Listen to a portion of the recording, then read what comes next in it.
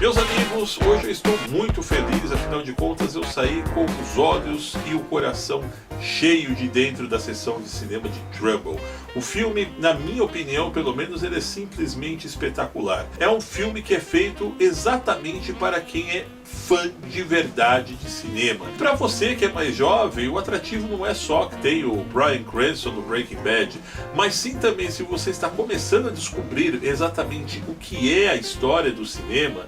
Sem dúvida nenhuma, Trouble é o filme que vai te levar através de uma viagem fantástica e fazer você descobrir coisas inimagináveis que rolaram dentro dos bastidores de Hollywood. Se você também já é um pouquinho mais velho e principalmente faz parte do clube dos saudosistas, também é um filme indicado para você. Afinal de contas, você vai poder não só também descobrir essas histórias de bastidores, como reviver cenas recriadas com os melhores atores da época, por exemplo, como John Wayne, como Kirk Douglas, entre outras particularidades que rolavam dentro dos cenários hollywoodianos entre o final da década de 40 e o início da década de 50. O filme é baseado em fatos reais que foram narrados no livro Dalton Trumbo, de 1977, escrito por Bruce Cook. O Dalton Trumbo começou a carreira como escritor e estreou como roteirista em Condenados ao Inferno, lá em 1936.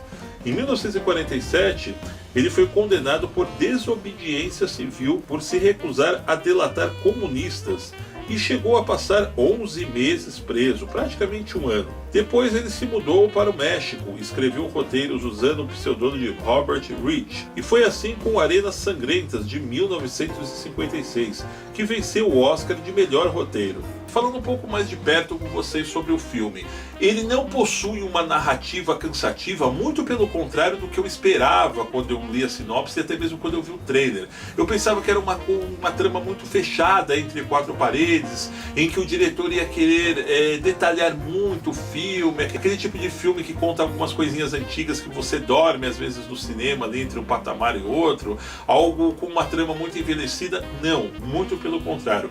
Não só o Bryan Cranston conseguiu dar uma dinâmica muito boa para o filme, como o diretor Jay Root conseguiu ser muito genial em toda a montagem da trama, levando você aos fatos principais do que aconteceu de verdade na história de Dalton Trumbo. E apesar do filme ser classificado para alguns como um drama, nós não vamos encontrar exatamente isso dentro do filme. Eu mesmo me diverti muito, eu ri a beça durante todo o filme, tudo porque eles pegaram os principais atores que ladeavam Hollywood durante os anos 40 e trouxeram à tona dentro do filme com diálogos muito irônicos, inclusive. Isso, na minha opinião, deu uma tônica tão bacana para o filme, fazendo com que a figura do Dalton Trumbo se aproxime ainda mais daqueles que desconheciam a sua existência ou não tinham exatamente uma proporção de tão quão foi a sua importância para a história do cinema. Também para quem pensa que escrever o roteiro de um filme é molezinha e qualquer um pode pegar hoje um computador, na época a máquina de escrever, e pode sair aí inventando uma história ou outra e montando diálogos, que a coisa é muito fácil, com certeza após ver esse filme vai mudar de ideia radicalmente. E a respeito do subtítulo do filme, afinal de contas, Trumbo, a Lista Negra. Para aqueles que ainda não estão muito bem informados, o que foi exatamente esse período nos Estados Unidos?